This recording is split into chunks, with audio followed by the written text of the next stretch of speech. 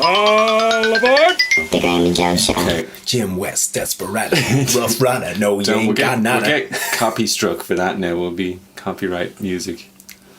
Will Great Smith, tune. Will Smith at his best. Although I was less impressed by those songs because we were young when they came out. When you realised they were all like, I think that was like a Stevie Wonder song. Oh yeah, okay. That whole string. Yeah. Although Stevie Wonder was in the video, so he's probably cool with it. But then Men in Black as well was another song. That was a whole song. So Will Smith just took a song and went, "It's my movie. It is my movie. What's the plot of my movie? Because I'm going to tell you what it is. Number one again. Yeah. Movie biz." That's kind of rhymes. They got me though. They were good. catchy, man. It was a big That Men in star. Black song was It amazing. was huge. It was good. I was a fan. They were playing one of his earlier songs with Jazzy Jeff there on the radio. Summertime. The other day. Oh yeah. Sometimes the classics. It's just like, especially when it's gets you summertime in and it the comes vibes, out. yo. And you're cruising with the window down. window down, the sun was baking in, and shades on, and just You're just living feeling life. Feeling spring. We're all coming into the summer again. coming into the summer, man. And we're going to enjoy gonna be it. amazing. It is going to be good. Once that beautiful vitamin D Soaks up. hits you, Daylight in your eyes, brain turns on. You forget the winter. You forget who that person was in the It's winter gone. who was saying, "I can't handle it. I can't take it anymore. I'm just going to have to move. I'm going to have to do something. Please, just stop the rain. It hasn't stopped Stop raining. the cold. It was dark when I got up this morning, and it's dark when I came home from work. And it's always dark, apparently. And if it's not dark, it's raining. Yeah. Or it's the grey cloud. I think the worst one is the grey clouds that are so dense that when you go outside, you still kind of feel like you're inside. It feels like it's about 2 feet above your head. just a roof. Just like Over a ceiling of Yes. clouds that's like, looks like a little, what they call that stuff? When you do on the ceiling, the stickily... The stickily Stippling. stippling. Yeah. To a ceiling. Like that. Oh yeah, that's old school. It is old That's school, old but that's school. what I mean. So that's why it's depressing that the clouds are like that. I thought you were on about that stuff, asbestos or something. Well, that's Like, probably oh no, That's probably in there Asbestos too. Covered earth. Asbestos clouds. That's the next Netflix documentary. Did you know all clouds have asbestos in them? And by 2050, there will be no clouds left. Cloudspiracy. Cloudspiracy. Here's the global corporations stealing our clouds, selling them for a profit. While people in Africa don't have any clouds at all, and people in the West have too many clouds. That's it. That's the First one. world problems. First world problems. Too many clouds. Too much rain. Oh, I know. But anyway, we shall begin. That wasn't it. We hadn't begun. It wasn't my fake beginning to lure you in. Wow.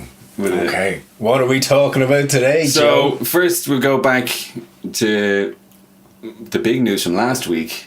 Mm-hmm. The European Super League, which turned out to be the biggest wet fart of all time. Yeah. That was over the next day. Yeah. It really was. It was Like, so stupid. I'm never believing anything anyone says ever again. That was made Like seem these- like the biggest thing in the world, and it was just like, But these are huge companies. Like, they're Yeah. the biggest footballing companies in all the world. And not one of them thought, let's maybe test the waters of this Just, before we yeah. decide to announce that the European Super League is going ahead. Maybe we should ask the fans, or just have a little one of those focus group. a focus group, okay, and just say 6 what would fans. you say if we decided to take the biggest footballing clubs out of the Champions League and Yeah. set up their own little fun league? Just a fun league. Yeah, that they let 5 other teams in. Yeah, and they're every always going to year. win and play, and you get lots of And money. And let's just see how they react to that before we make an announcement. But the thing was, the way they announced it was so sneaky and big shock and surprise, and like, haha, we're doing this. That I thought they were like being evil villains. They knew what was going to happen. So the fact you were doing that, and then, excuse me, you're so shocked by their reaction, it just makes you seem like an idiot rather than being evil. You're like, these guys are just stupid. How did you not think that was going to happen? And then everybody started resigning. Instantly. It They was all like just cracked. people, like the CEOs of all these the things. House just of go, Cards just "We're out, crumbles. They're we're like, out. we're ready for some blowback. I'm sorry for this. Not this much blowback. Quick. I quit. I quit. Madness. So cowardly and stupid. Yeah. But And now like, it's just done look, now. they're saying it's like, that's it. Like, your man from Real Madrid is still saying this could still go ahead. Like, ultimately, He must people really have signed need it. contracts. Yeah. And, you know, they're biding, like, contracts that they've signed. Jeez, so they can't just go, no, I don't want to be in it anymore. Like, that's not how contracts it's not work. popular. Yeah, that's Yeah. the popularity contract. Yeah. But do you think it's going to be, it'll end up like Brexit or COVID now with everything else It's that'll gonna go on forever. Just forever. There'll just be some huge drawn out thing where every week they'll be like, oh, they have to go to court to do this. Oh, you actually have to do this. Oh, we have to actually play one game to make sure we can then void the contract or something. Yeah. Yeah.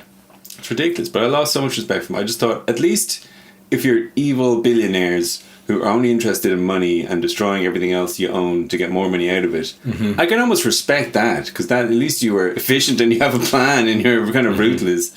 But if you're so clueless that you didn't think there was going to be that reaction, Some sort of backlash. and then when the reaction happened, that you instantly caved and were like, oh God, no. And all the apologies coming out, they're all... and they're all so snivelly, and you're like, oh my God, the We're Glazers so are so sorry, we didn't realise I didn't the fans are so realise the important to us, yeah. and this is what we want you to love us again. So we're going to 'Cause buy the a player. fans would have come. We'll Yeah, buy we're players for gonna you. buy- We'll do something. We'll get you back on We're going to side. buy a really bad player. We're going to spend loads of money on him, and he's going to not do anything, but it'll be great. It'll give us something to argue about for another 10 years. Yeah, Because the fans would have come. They could have just made the fans come. I know everyone was giving out, but fans would have just shown up.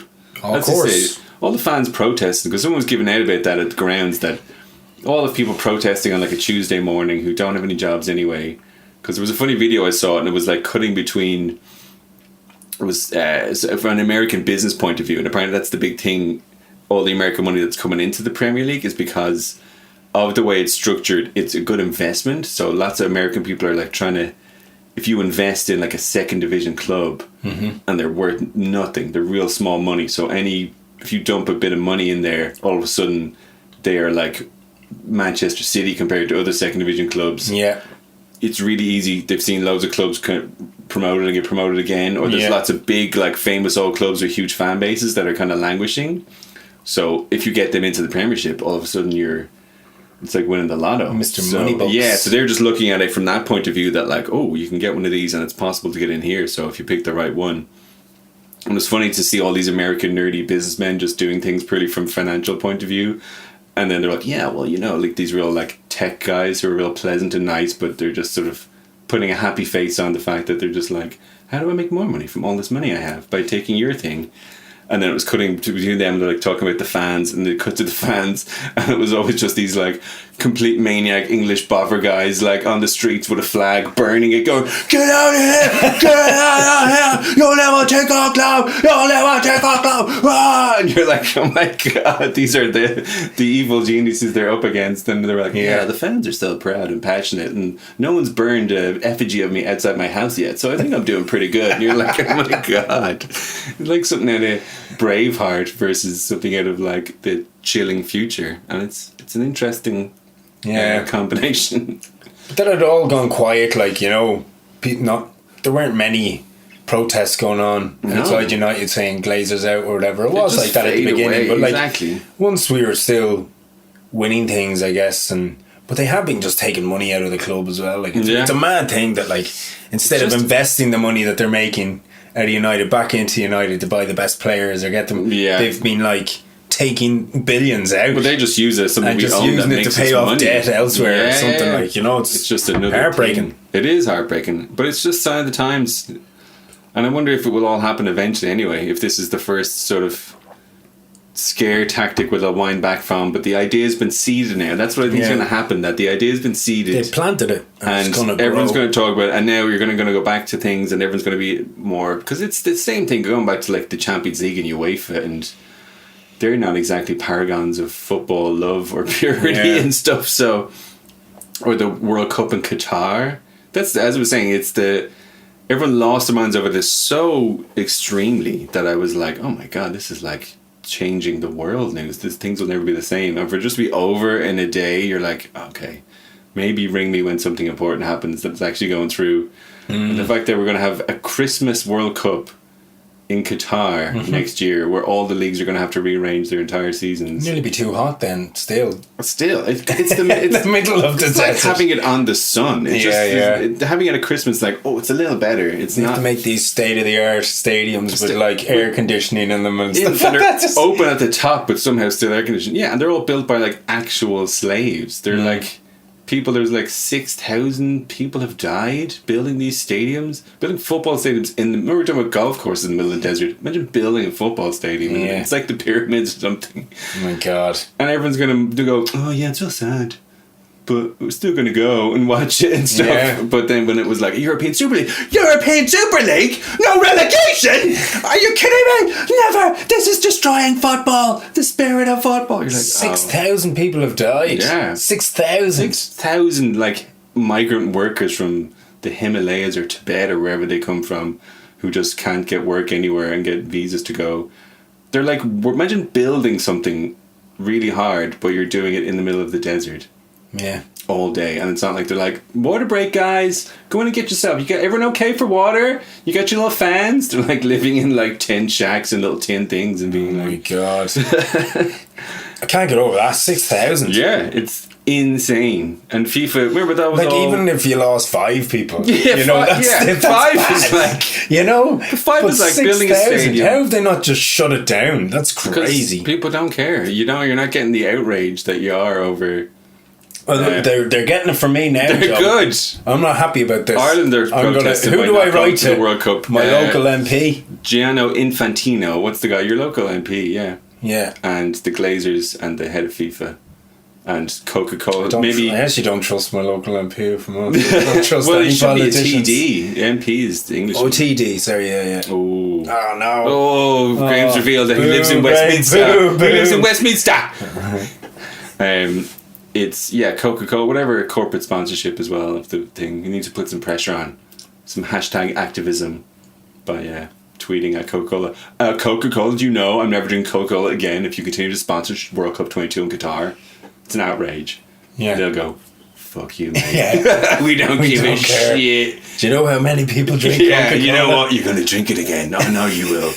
You give it maybe a year. I probably will. Maybe 2 years. It'd be hard to give up Coke forever. We got you. There's nothing else to drink. Oh. Next time you're at McDonald's, what are you going to have? Milkshake? With your chips? Are you mad? We make the milkshakes too. We own it all.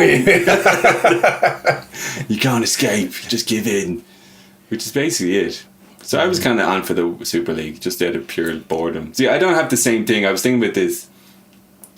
I think I like watching football and I get into it, but my football first fandom when I was young was started more by like Ireland being in the World Cup and stuff, and like 1990, 88, 90, and 90 is the one I really remember. Well, not really, but like more so. I remember a little bit 88. And that, because my dad, we didn't have a football family, so I wasn't really into football, whereas I think all ye had sure. So it was like much more club focused from very young, so you're very into that. So I followed United a bit as a teenager and everyone did, but the one I knew that I wasn't a true fan, I don't really care, was when they won their famous Champions League victory in 99 comeback. And at the moment I was like, oh, it's a bit of a smash and grab, isn't it? That's all I thought. I was like, really? Yeah. So I was like, actually maybe man.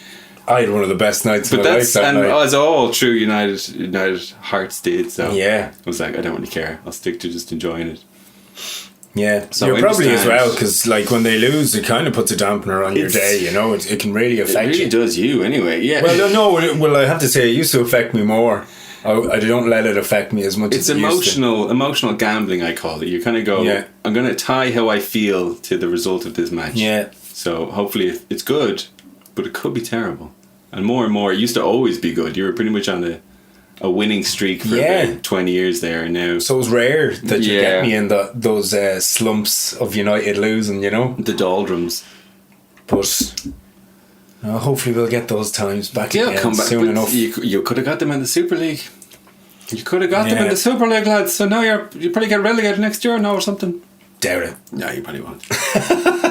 But it is interesting. But yeah, it's a funny old time because it is.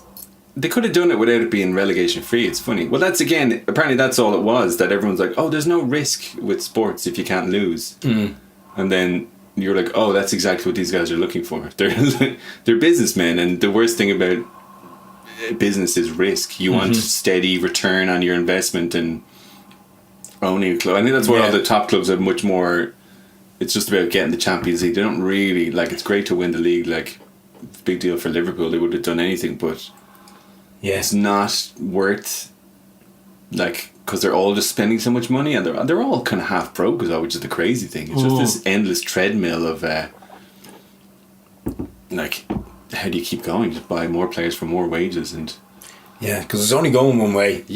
But like, more and more the players they're good, but they're not. They're getting paid more, and now they have super agents. Great, and loads of them are terrible. Get paid millions, and loads of them once they get the big payday, just go, you know what? This is like that's what they've been working towards their entire life, and then they're like, I'm supporting a whole village back home or something. I don't have to kill myself now, especially because it's such a squad game that you're really competing for places and stuff. You're like, I got 5 years on 300 grand a week. And then I'll try at the end. Stop playing. Well, I'm sure they're playing real hard, but it's just so insane to be that competitive all the time. To maintain the zone. Well, I was certainly never able to maintain any. You got the zone in a different way. Yeah. How though? What zone have I ever maintained? I don't know. The funny zone. You're in the groove. Okay. You're just being. You're more at peace with yourself. You don't have to. You're not striving to prove anything, Graeme, which is your best quality. Just have to prove myself. You just my mom and dad. Yeah, well, show them that I'm going to make something of myself. Giving up on that. They've accepted you as you are. You're saying like all those monks, all those religious people and stuff. They're always like, just let go of everything. You are, just be who you are and be happy about it. And so you've already probably attained enlightenment. What? And everyone else is catching I never would have said that about myself, but I'll take it. Exactly. That's truly what an enlightened person would say. That's where you start getting into all that double talk where you're just like, only the truly enlightened don't think they're enlightened. Do you know that we were saying that we just turn a phrase inside out and it sounds really deep even though it just means nothing?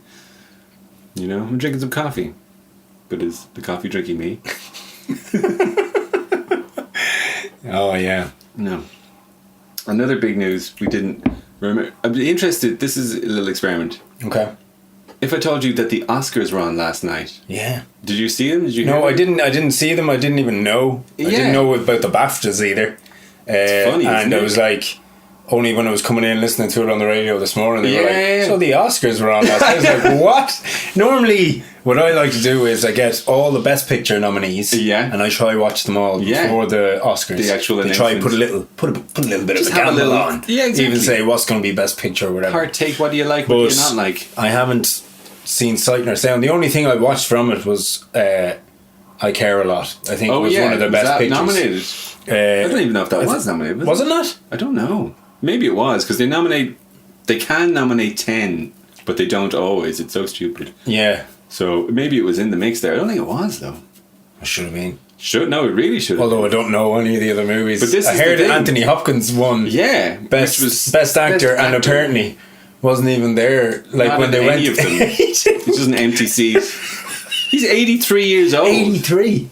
He's the oldest man to ever. He didn't even know he was nominated. Yeah. He's playing a film. It's a film called The Father. I haven't seen because that's the guy. I just wanted to ask you because you're like at least you're maybe a more movie fan than the average person, but that's all anyone was saying was like, oh wait, they were on, and I didn't even know any of this film. And obviously it's the pandemic-y thing, so they're kind of a pretend Oscars this year. But there normally be ads everywhere. Like just literally, the Oscars are on. The Oscars are on. Yeah, just they didn't have stuff, you know. And they were kind of upset as well. So there was not many films got released. So it was all the kind of Sundance-y films and stuff. Yeah. Although I don't think there was many other ones. There was a few maybe that didn't get finished in time when all the first shutdowns happened. Right. That might have been up, but it was so a weird this Nomadland. Yeah, it was the one that won everything really. Like, well, best actor, best female actor, actor, Hopkins, and Yeah, you're one from 3 Billboards Yeah. and stuff like that, and Fargo. She's won 3 now. 3. What's her She's name? crazy. Frances McDormand. Frances McDormand. Like, she's class. Like, She is very good. but it seems like a movie that's kind of just. Oh man, it's funny. It's because Joey, more and more the Oscars have been like detaching from reality, and it's like they have all these issues now about like films that are popular are never nominated, and no one's seeing the films that keep getting nominated and stuff. And this is like the ultimate example of it. It's good film. Could you say it's a good film? You can say it's a good film, but it's a film critics would love and people who work in film. But the fact that now everyone's going to hear that this won Best Picture and then go try and find it and watch it and go and sit there and go, this is it. I still haven't seen the other one from last year. The movie that won. What was that? Nobody remembers anymore. Parasite. Oh, no, that's like very good. I'll have to watch that. That's worth a watch. But that's very entertaining. That's a film you could tell anyone, yeah, that's good. And you could say to your mom, you could say to someone who's into film. Do you know what I mean? It's a good, actually, what I would call a good film in that sense, that it's actually, you can say it to anyone, it should be appealing. Whereas this Nomadland, it's the ultimate in like... Have you seen it? Yeah. Okay. I just watched it yesterday because they were on. I knew they were on. I was like, I'm going to watch it because this is probably going to win. So I want to know what I'm talking about before.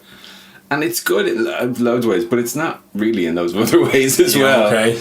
It's one of those ones, like, she literally, like, she lives in a van and drives around and, like, works small jobs. Felt like a Little Miss Sunshine or something. But not even like that. Like, that has a bit of a story and a plot. It's really pared down. So it's one of these ones where everyone else in the film is like not an actor, they're all like real people kind of playing themselves, and it's this thing of like, apparently there was some book about on the fringes of society, there's this loads of people in America who are like quite old because America's such a terrible place, they can't really afford to retire, they don't really have any connections or like social security and stuff like that. So loads of them end up like living in these little vans they kind of kit out, and it's like the big open west, so you can kind of drive around, and loads of them work in like Amazon and stuff and pick up jobs where they can and stuff, but they have this little community and they all want to do it and stuff.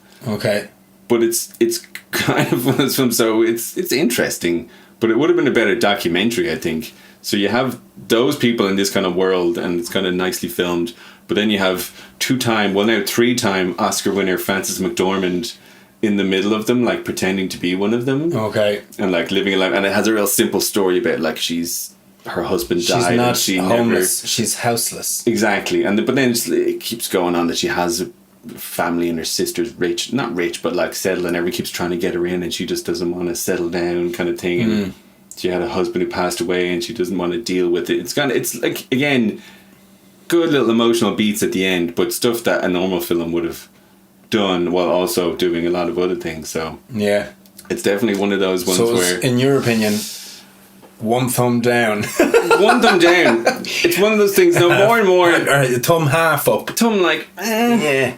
And it's being honest though, because I think more and more, what happened to film criticism, it's the same with a lot of things where it's gotten too insular, and it's everyone who is a film critic or can make their living at doing it now.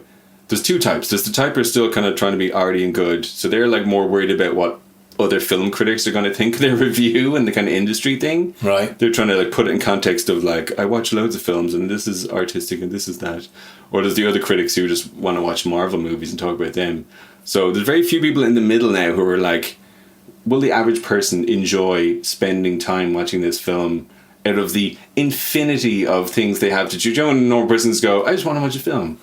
Oh, Best Picture Oscar, wow, it's going to be good. And they sit there and go, oh, his pants. It's a 2-hour art film about a woman in a van just driving around and looking into middle distance a lot of the all that stuff, and like splashing in a bit of water and like, well, and it's a perfect film, and it won loads of Oscars. It's the exact kind of thing of like, because it's quite touching, and Frances McDormand, obviously a phenomenal actress, but she's a proper actress, so she's like being this person while loads of other people around her are like, and then I lost my job and my shoes fell off and it was okay, but I got in the van and I feel all right now. You know, it's they're all telling their little stories, and she's like, I feel it. Yeah, and I'm sure she was being quite nice to them, and it was lovely.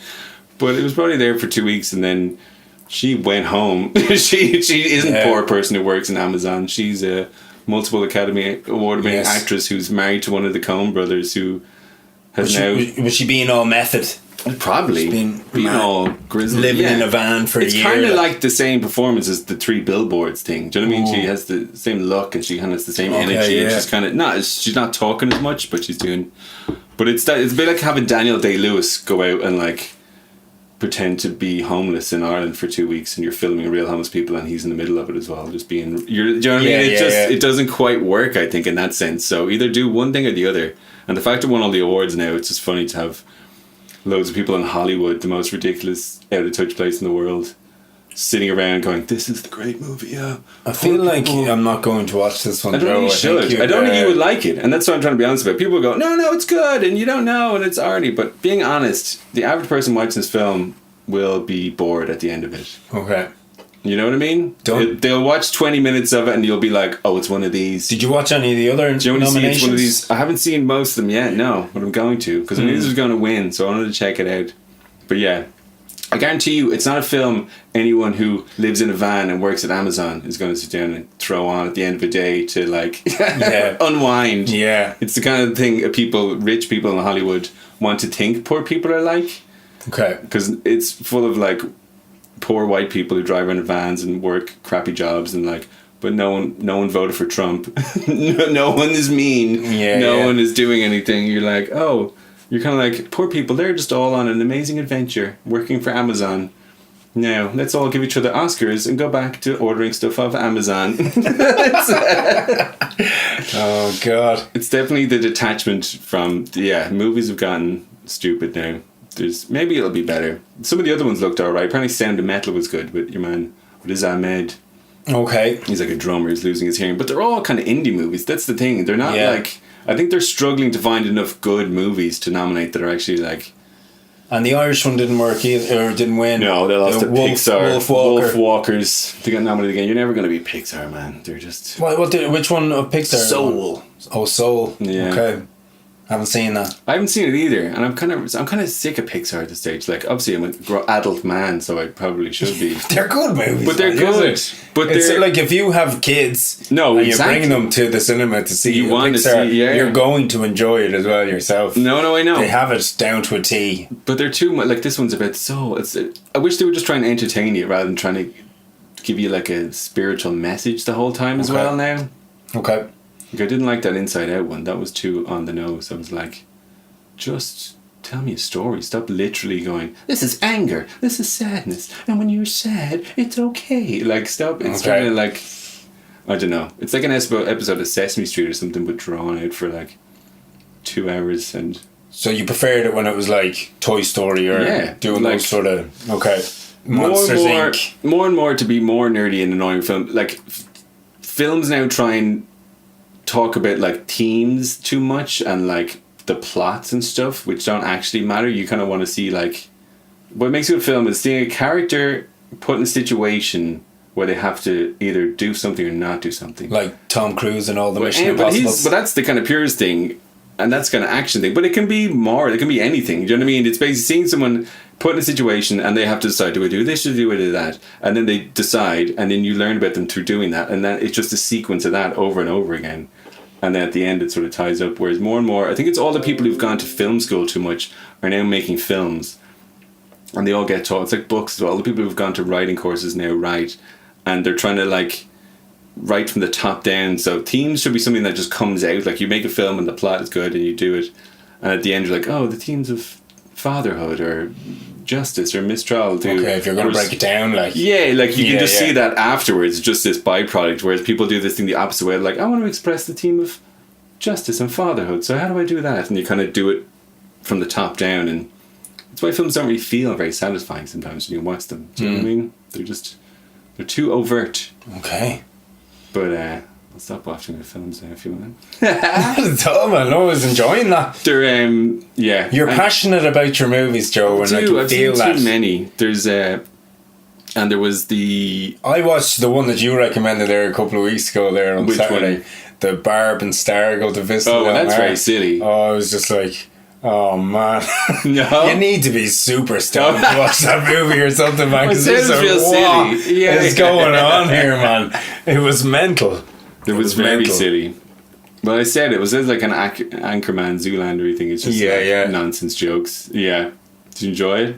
I did. I fell asleep, man. I fell asleep. Well, you're an aged father who hasn't stayed up beyond 9 p.m. for 6 years. True. That's true. That's all right. But I thought it's funny when Anthony Hopkins won again. I thought your man Chadwick Boseman was nominated. Everyone thought he was supposed to just get it. Yeah, but that's what they were saying. They thought it's very sad. Yeah. Why don't you give it to Chadwick? Of all the people who deserves a bleeding posthumous Oscar. What was his for? I didn't see it. Ma Rainey's Black Bottom or something. It's like some Netflix film about a jazz singer who was a real woman, but it's like based on a play. It was his last actual performance. But they were saying that on the radio this morning, saying that they thought everybody presumed Chadwick was going to win it. Yeah. And that's why they had... Because normally the last award that they give on the night is Best Film, Best Picture. As Best Actor? So they left Best Actor to the last one because they thought his wife was going to come in and give a big speech for him. But then they gave it to Anthony Hopkins and he wasn't even there. Like, what the hell? What an anticlimax. That's terrifying. Yeah. That's terrible. That's so funny. So they almost had thought everyone else. That's what they thought was going to happen. Yeah. Did he win the BAFTA or something? Because they said it was kind of. I think Anthony carbon copy. Hopkins, like whoever won the BAFTAs won the Oscars this year. I think Anthony Hopkins won the BAFTA, but everyone thought, oh well, it's like home field advantage. Of course, they're going to give it to the British guy. But that's crazy. I would have thought because he deserved it, and apparently the film's quite good. And what a man! Like he did. Like it was so sad when he passed. Unbelievable. That he was going through all the chemo and all that sort of stuff while filming all the Avenger movies and Black Panther and all that stuff. And was such like a noble guy and didn't even mention it. You know what I mean? Yeah, he wasn't even like no one who worked with him, he barely knew about it. And was only just getting really, really good and was so good in most films. So, because they give it to Heath Ledger and stuff like that, and it's kind of a nice thing to do. And there wasn't really any other... I don't think any of the other nominees, even Anthony Hopkins included, had been like spectacular. You know, there's one guy normally who's like, well, he's going to get it. He's done some crazy thing. So, because Anthony Hopkins is 83 and he played a film about an old man losing his mind, apparently. So, no one's even sure if he was acting. They were just like, because he just wandered in here and they're just like making a film with him. He's like, so he's like, I do love Anthony Hopkins. Anthony Hopkins playing guys. You can't go wrong with Anthony Hopkins. He's been playing guys losing his mind since he's been about 45. So we've had about 45. Legends of the Fall. He loses his mind in that really well. He's good in that. Oh, brilliant. He's shouty. He used to do the shouting well. Someone else saying like the touching the face acting. He's always like, is he here? What you do, boy? What you do is you act, you see? You pretend to be really shouty and you go up loud sometimes and then you go down and quiet and he does. That's him. And he does it well. He does it so well. 83 Best Actor. That's funny. That's the upset. And then the lady who won Best Director as well did Nomadland. She's Chloe Zhao. She's the second female ever. And the first. They had to give it. First, she's Chinese, I think, by birth. So okay. But they would say woman of color. Oh yeah. Because all people who aren't white are in the same lumped into the same category. It's so stupid. It's like people who think they're being really PC. And you're like, it sounds more racist to call everyone who's not white a person of color. It's like what the hell. So they kind of had to. Well, that's why I thought because there was so much sort of racial strife. Obviously, the past year that they were just going to. The Oscars does that sometimes where they're just like, give it away. Here's one for you. They had one before years ago where they got in trouble for being too white again, and then the next year it was like Denzel Washington, Halle Berry, Sidney Poitier. Here's all our black friends. We're totally cool. Here we're to have an award. So I thought this was going to be similar. So I expected Chloe Zhao to win. She'd won all the awards, but I didn't think Frances McDormand was going to win because she just won a few. Didn't think Anthony Hopkins was going to win. They threw out some curveballs. Well, apparently they do the voting like our elections because they changed it. So it's a bit shit. Do they feel like they're just ticking boxes? Like, you know, like I know that probably sounds bad as well saying that, but like, do they feel like they have to give? Like, is it even given to the best person anymore? Is it given to somebody else? It's more like a political campaign. Tick all the boxes. You tick all the boxes, and they've opened up the voting, so they have a lot more people in now, and they brought in younger people and more mixed backgrounds because it was getting too old, and that's why apparently Harvey Weinstein got so good at getting films Oscars that weren't particularly good because he flipped it and he realized you're running like an election campaign, like politics kind of thing. Okay. And there was loads of people like old actors and old like set dressers, all these retired people who were living in homes who technically could vote for the Oscars, but they weren't getting out of these homes. So he was like going around to places with like loads of DVDs of Shakespeare in Love and stuff, really? getting people to watch the film and then like just vote for us, kind of, you know, the proper old kind of corrupt politician stuff. So he was like the expert at doing that, and that's why he was such a big deal for so long. And that, Shakespeare in Love, Chicago, that was a real era of like all these like actresses getting Oscars who were like, you were like a terrible actress 2 weeks ago and now you have an Oscar, and all these kind of middling films. So they kind of opened it out a bit more where people vote. And I don't know if it's just for Best Picture, but it's for definitely for that, but the rest they do the ranked voting. Okay. So you vote number 1, I want this, and if that doesn't win, number 2, I'd like this, and that. So that throws up some surprises apparently still. Okay. Because it goes kind of preferentially. But no, it's always been kind of silly, the Oscars, but it's as someone said, it's how the film industry wants to see itself, its idea of itself, rather than what is actually good or popular. So yeah, we'll see. But they have to do it. Like, apparently it's a horrible thing to go to. Like, you're just sitting around for boring, hours. yeah. So boring. No drink, like no nothing. You're long. just sitting you get down locked in the theatre, and you're not allowed to even leave Yeah. for toilet breaks. because they want to keep the gaps in the seats because It's on TV. crazy, Yeah. isn't it? You'd expect, I'm going to the Oscars, this is going to be great. It's a horrible day. It just gets really flat instantly. Who was it? The 2 guys who did Then you South sit Park? around just to see somebody else win as well. I know. Like, and you're there going, here.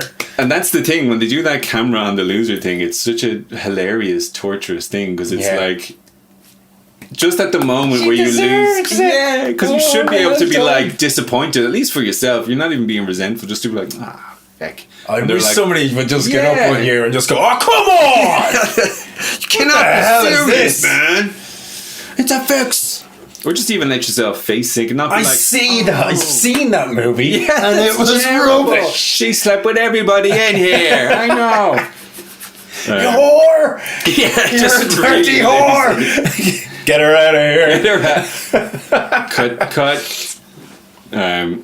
Yeah, that would be good. That's what they need to do to get the ratings back up, because they'll be interested. Apparently the ratings are through the floor anyway, and this would be terrible because it was all. But even all the like, normally the great thing about the Oscars was the presenters. They got amazing presenters in and put on big musical numbers, and it was a proper show. Hollywood. But now it's just like the presenters have been terrible. They're terrible. No one wants to not do it funny now. And just like the worst. Yeah, I thought Kevin Hart would have been great, but then obviously he got cancelled. He got cancelled. Well, he quit, I think, because they were like, "Say sorry," for doing something that you said 10 years ago. And you already said, I already said sorry for that, so I'm not doing it again. They were like, "Okay, well, we're in a corner now. What if you don't say sorry? We can't do it." He's like, "I'll make it easy for you. I just won't do it." And they're like, "Okay, yeah, we'll have loads of hosts."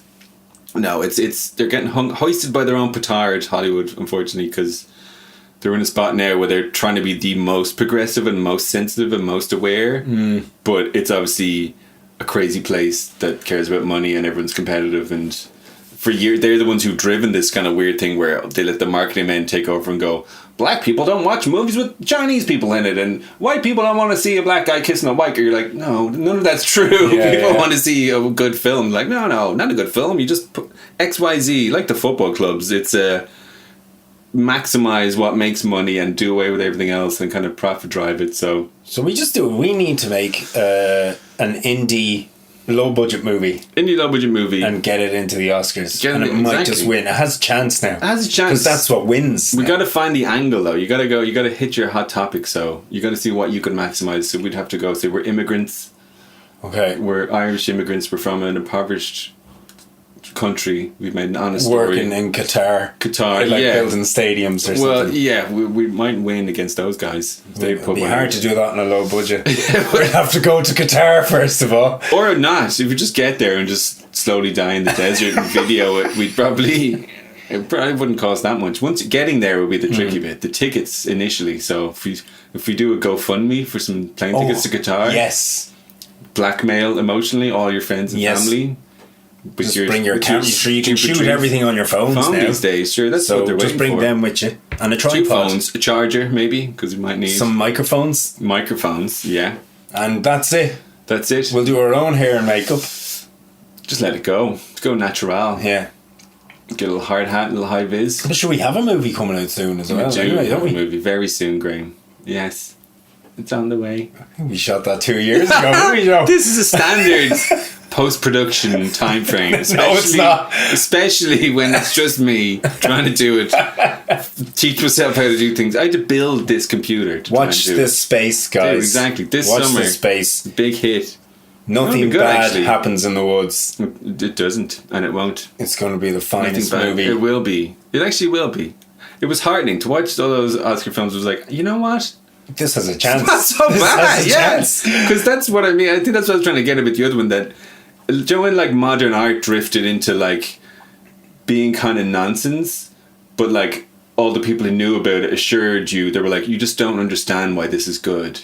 This guy has done like a pile of bricks in the corner or like an empty thing, and you're like, is this art? I don't really know. And they're like, yeah, no, it is, and it's really good. But we just know because we've spent so long studying it. So like films have kind of getting that way, and the arty ones where there's loads of films that you're like, I don't know, like this is kind of boring. Like no, it's not boring. It's really good, but you don't know why it's good because you haven't done as much filmy stuff as me, and you're like, okay. So, but maybe it's just not good though, because they've kind of gone into this world where if you can't really say for sure if something's kind of good or not for an average person, you've kind of lost your bearings. So you can keep telling yourself that there's good, but there's lots of kind of arty award-winning films that are kind of with the Emperor's New Clothes kind of stuff where you're like, this just isn't good, but it's got all the style of what a deep arty film is. So there's room for all of us now. I can say that we can definitely. Okay. So the best picture budding filmmakers out there, encourage you to make your film. Just get out there and make something low budget, and you're in with a chance. Well, if the best picture winner at the Oscars is now something that looks like a student film, it's all in. Everyone should be all in because it's doable. The dreams are there to be achieved anymore. It's not Titanic they're making anymore. It's not Braveheart or anything. It's not even Silence of the Lambs. It's someone driving around in a van talking to poor people, staring into the middle distance. We're in. And going like, life is hard. Understand. Yeah, that's basically it. And you don't need a 2-time Academy Award winner to do it, I wouldn't say. You know, in fact, it helps. It probably helps. It helps to have a name in there. It does. The marketing budget and the getting the press. But yeah. And the woman who won this Best Director Award, who made this film, Chloe Zhao, she made another films before that were the similar style, but without famous actors at all. Like everyone in it is kind of non-professional. One called A Rider, about a guy who was like a rodeo rider, but he's getting injured or something. He has to stop, and his life's miserable otherwise. Okay. Just kind of cheerful stuff. Oh yeah. All Academy Award nominees. Oh yeah, this is what people love watching. Millionaires in Hollywood love watching really poor people and how noble their lives are. No matter how terrible they get, they're like, these people just sucking it up. It's amazing. I don't understand why there's a revolution in this country. It's like, this is because that's most people. They're mostly depressing movies. Like depressing. Like a lot of movies that have won Best Picture. Something about a guy dying from a disease. I know. Or a woman dying from a disease. Or someone get killed car by crashes dealing with something. But that's real. Well, that was the joke. Was it Woody Allen who said that? He said comedy you're always kind of put at the kids' table, even though it's kind of harder to do. People don't take it seriously. It's just it's funny. But now it's not even a drama. Like there used to be a plot and there'd be like actors and scenes and stuff. Now it's just video, some authentic. Do you know when they there was the joke of like poverty tourism that like people from the West or rich people used to love going to like India or Southeast Asia, and like even if they help do something or not, but like, would go around and be like, it's just so real. It was just so real. It was so great to get away and experience just so real. You're like, yeah, but you came home then. Yeah. They're just there all the time. They're not sitting around going, you know what, guys? I'm really glad we live in this Indian slum because it's just real. You know what I mean? It's just authentic. We're not getting getting confused by all these like day-to-day problems, worrying about like what do I get in Starbucks and what do I want to do with my life, stuff like that. But Nomadland. But yeah, that woman, I keep forgetting my point. She is now, her next film, which should have been out already but got delayed, is a Marvel movie. Which one? The Eternals, it's called. It's the one with loads like Angelina Jolie and Salma Hayek and that Irish guy Barry Cohn's in it. Barry Keoghan. Barry Keoghan is in a Marvel What's he movie. from? The guy with the little face. He was in Love Hate. He has a little face. Even Barry would go, okay, fair. That's a good way of describing me. He's the Irish actor. He's in loads of things. He was in like arty indie things. He was in Dunkirk. He was in that film about the killing of the sacred deer, that thing with Colin Farrell. Okay. He was in something else. He's been in a few things. You know, he looks like... And what are the Eternals all about now? It's Marvel digging in the bottom of their box going, what's else left is in here? So it's some like Angelina Jolie. I haven't seen her in anything I know. in ages. She's been busy trying to frame Brad Pitt. And it backfired and no one likes her anymore. So she's like, Marvel! Someone else is in it. The guy from Silicon Valley. Remember Silicon Valley, that comedy show? Oh, yeah. HBO thing with the nerds. It was quite good, but there's a guy in it, Kumail Nanjiani, or I can't remember his name. And he was like a little kind of chubby kind of guy, I think from India or Indian descent. But he was very funny. He was a good actor, but he's in it. But he's after like turning into one of these, like, remember Chris Pratt changed? Yeah. This guy makes Chris Pratt look like nothing changed in between. Okay. This guy went from like normal, like, and he's in his 40s as well. So everyone's like, well, I think they're all on steroids. All the guys They must be. But he looks like he looks like Arnie in his prime or something. He's like massive and he's just huge. And he's gone from doing the thing and he's just like, it's just chicken and broccoli. Whatever they say. There was like, my workout routine, I just eat so boringly. You're like... And those shakes, shakes. Yeah. Oh, man. But they all get like... It's all human growth hormone stuff they use. It's all weird things now. Because apparently they get like a big jaw is the big thing. You get this like weird like wide head from doing it because you're just like taking testosterone essentially and like stuff. So your body just gets all like hulked out of it slightly, like literally. He's in it. I will never have to worry about that. No, at all. Are you ever going to train that hard to become looking like that? It's even the guy from, remember... Earl, what was the name of that show? Yeah. My name is Earl. The big fat, the huge guy. big guy. Yeah, and he was in that other like Ferris Bueller's Day Off or something, or he was in loads of TV things. show. He's in loads of things. Yeah. Eeyore, and he's just gone from being a big man to being Hulk as well. Well, he needed to lose the weight. Well, he did. We were all worried about him for a long time. His is definitely a healthy transition, I think. But yeah, they go obsessed. It's a big thing in America now. They're all getting into it. Some was good, obviously, for you. But yeah, the crazy thing where you end up getting all ripped, though, is the thing. There's like working out a bit and then getting the real shredded thing. But yeah, The Eternals, a new Marvel movie directed by... Right. But that's that depressing thing. Yeah, it's directed by the woman who directed Best Picture, the Best saddest Director, movies Oscar, in the world. and now. But that's your career path. You win an Oscar, and then you go on and like do a Marvel movie, which is going to be like CGI guys flying around. It's Money. But that's what I mean. That's the perfect Hollywood distillation of what it is. Make a few indie movies that are like really. And then as soon as you win the Oscar, boom, Marvel. Here's 10 million to make. How much do directors get paid? They get paid a bit, but that's why Marvel likes using all these like indie directors, because they don't pay them as much. Okay, so they'll get one good movie out of them, or a few if they do sequels and stuff, and it's like a mutual beneficial agreement. Do you know what I mean? That like basically Marvel gets a director to kind of make it all credible, and it seems like, hey, we're filmmakers, and they had your man Taika Waititi and loads of people. He's brilliant, though. He is very good, class. But they get them just to like do the talking bits basically, and then all the other stuff is like already been filmed in the computer 2 years ago. Yeah, and they just tell you this is, and we have to change that bit now as well because Spider-Man's actually going to be in this film. And like, what? Or this is coming out and we're swapping it around and we have an end thing. So yeah, they don't want big name directors because big name directors obviously want to like have a lot of control over the film. So indie directors who've made so that's what you see. It's a big thing. All these giant CGI blockbusters.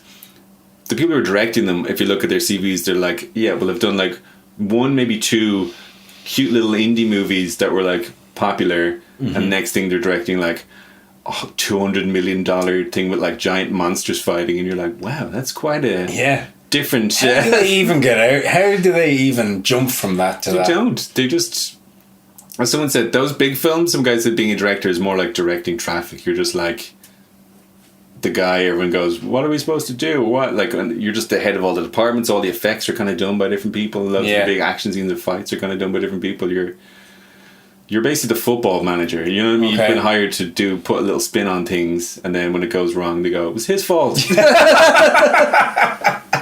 You're toast, get out of here. So yeah, it'd be interesting to see what an Oscar movie. I will keep an eye out for the Eternals. It was supposed to be out, but they've delayed all their stuff. But it'll be out soon, I'm sure. And then we'll have more Marvel stuff to watch. More Marvel forever. Oh yeah, and ever.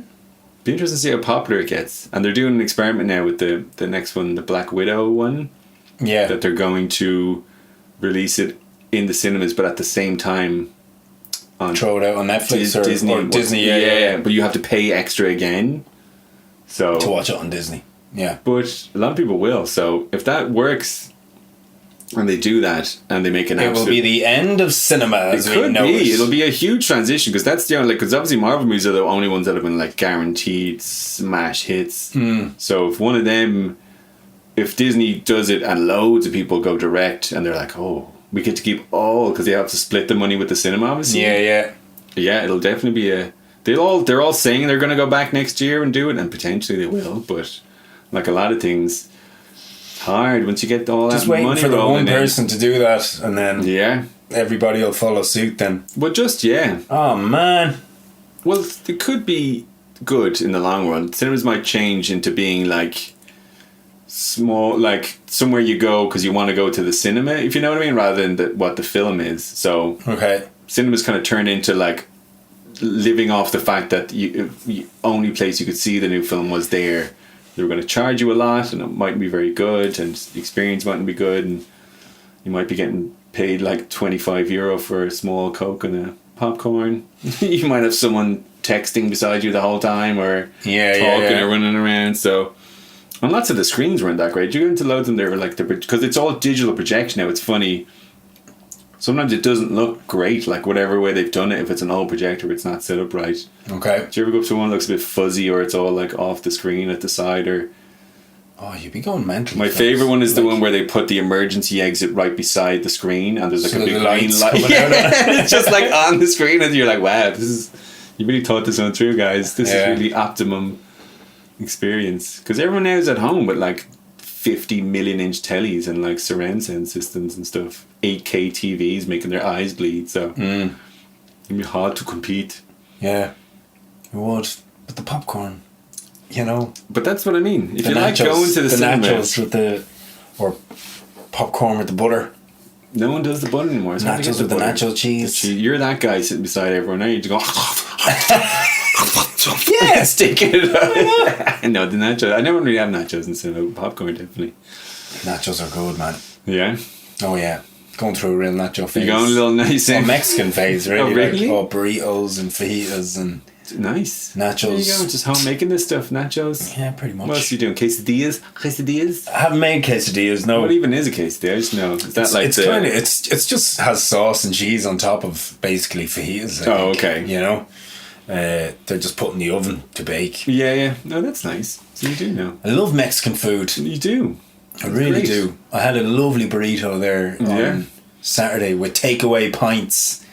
Oh, and my first creamy pint of Guinness there. Could you taste the difference? A year. Have you been drinking cans and you're like, oh yeah. I was there going, no, cans are alright. It's basically the same. You convinced yourself. Yeah. And then I had a pint of Guinness draft and I was like, cans are pants. Cans are pants. Cans are the worst. Especially for Guinness. You can't really beat the Guinness. Yeah, pub that does Guinness regularly, because you know what the difference is, like, sometimes someone said if a pub serves a lot of Guinness, it's always like the pipes are real clean and smooth, and it's always just when it's so creamy and so cold, and you can drink it in like 2 swallows and you're like, oh yes, so good.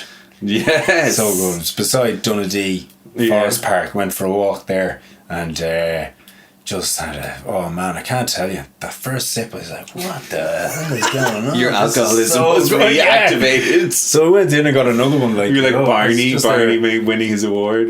Pretty much. It's supposed to be non-alcoholic. Yeah, but so good. But the burrito was good as well. Like the burrito was crazy. I like burritos. Everyone went crazy Pulled for burritos pork. though. Pulled pork burrito. Yeah. That's very nice. So tasty. The barbecue, everyone's on barbecue now as well. Yeah, everyone went crazy for burritos. There used to be, is it still The silver big? bullet. They had all these places. all these different ones. Everyone's like, that one's crap. Burritos that and one's Blues, amazing. isn't it? Yeah. I can't remember all the names of the places now. But everyone used to give out about this and that one, and this is all right now and there. And I was like, guys, it's that Boojum place. Slaps in a wrap. Crazy. Yeah, it's just slaps in a wrap. Okay. No, it's not. It's not like that, Joe. You eat it, it's tasty, it's filling, it's cheap, it's quick, it's really good. But it's not like some minuscule difference of like, oh, the meat and this one and the cheese. And maybe for eating them all the time, you start picking them on. It is like that, man. It is. One burrito bit I hate is the end. The end is always a catastrophe for me. It's always a complete mess. When you get down to the end, it's all falling apart. It's all coming out of the... You gotta have the skill. You need burrito skill when it comes to eating. You just shove it all in at once. But you have to have it folded up in the tin foil. No, I know. That's what you peel it down, and then when you get to the bottom, no matter what you do, it all just comes apart, and you get left with this. It's all coming in your hands and stuff, and you're trying to take a bite, and when you bite one side, the other side comes out. It's just... You never get to the end. The end of a burrito is like the end of a can of beer. Do you know when you're always like, it's just gross now. You just leave it. I used to always leave the ends of cans. People were like, what, are you just loads left in that? I'm like, yeah, but it's warm and suds. Oh my God, Joe. And everyone else is like draining every last drop. No, I'm out. I'm out. Once it gets gross, you can stop. That's my philosophy in life, okay? Serve me well up until this point. Yeah. Can you go back to the cans now, though? No, like the cans, I've had enough of the can. I'm just sticking to the beer now. Yeah. You know, or like a nice bottle of red. You know. Okay, I don't drink cans of Guinness anymore. No? No. I haven't drank. Yeah, bottles of beer. But people are going mad buying these like cans that you can get, and you need a ring cleaner.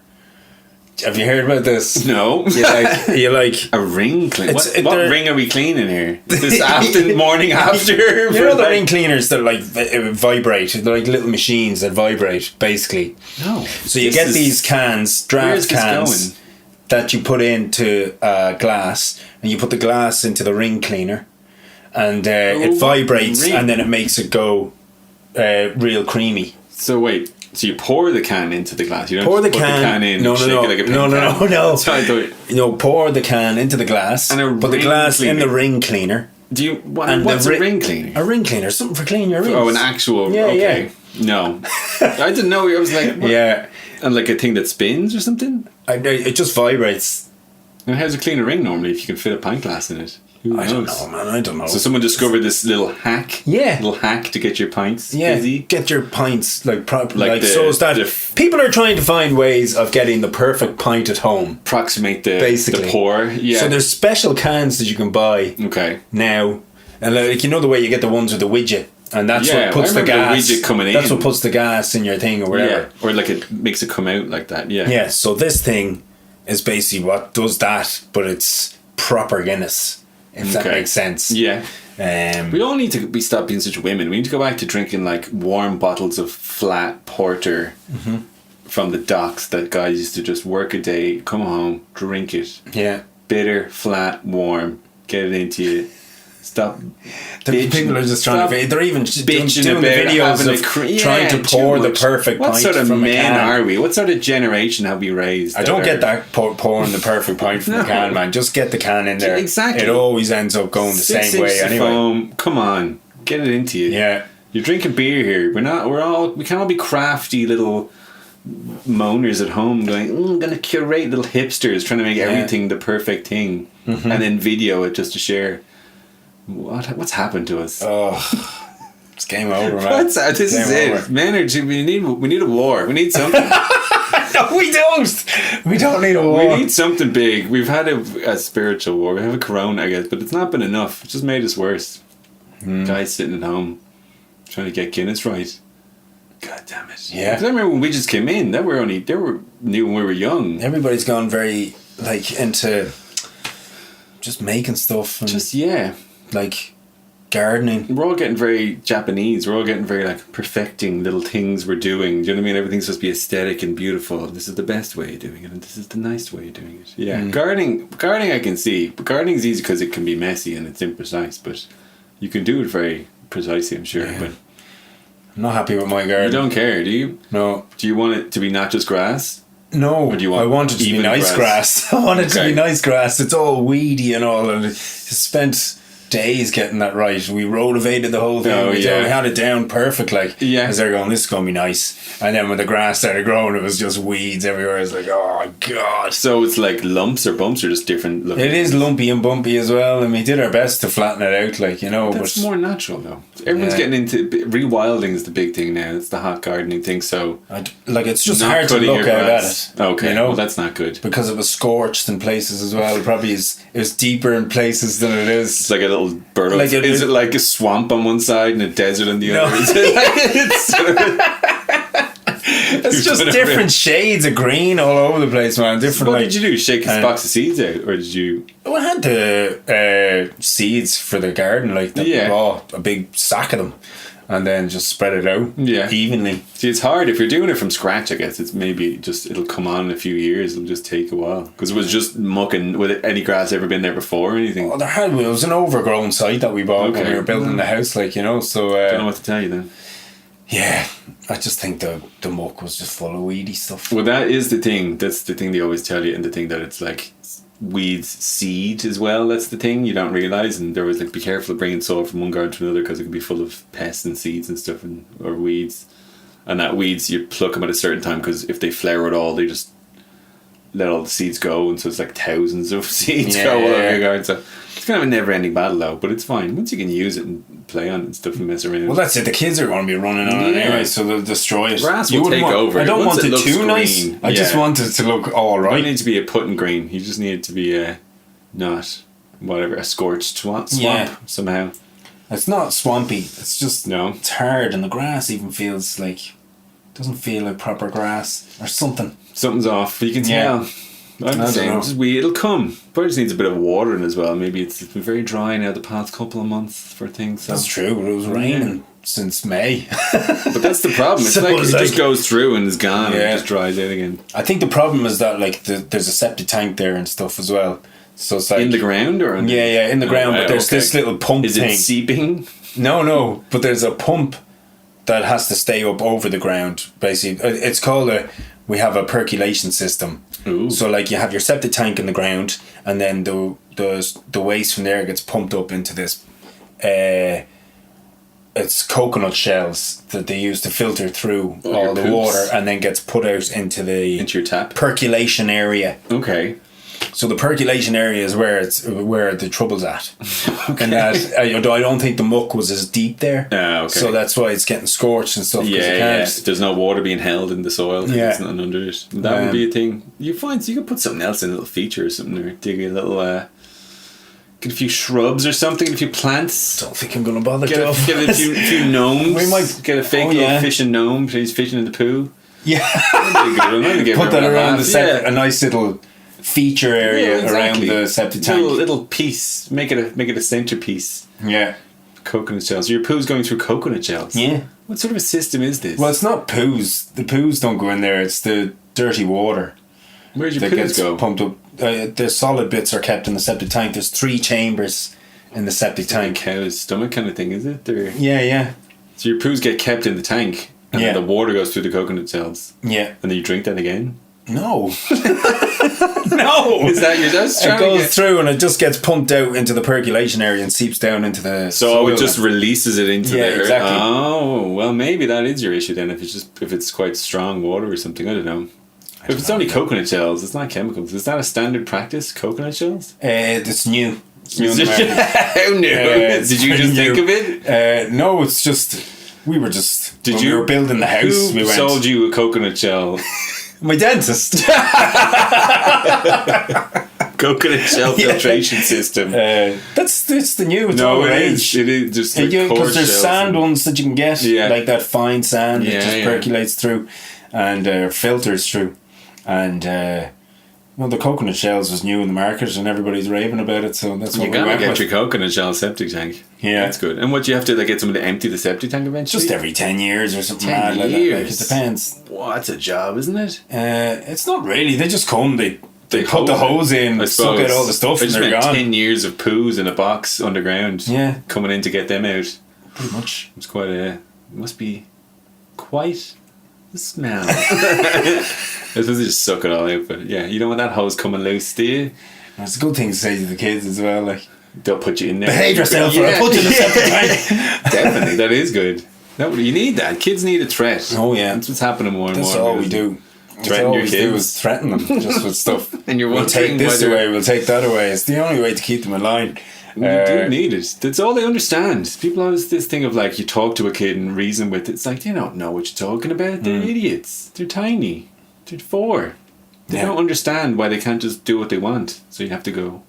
You can't do it, or else you go on the septic tank. Yeah. Good times. Great time. Good times. Excellent. Right.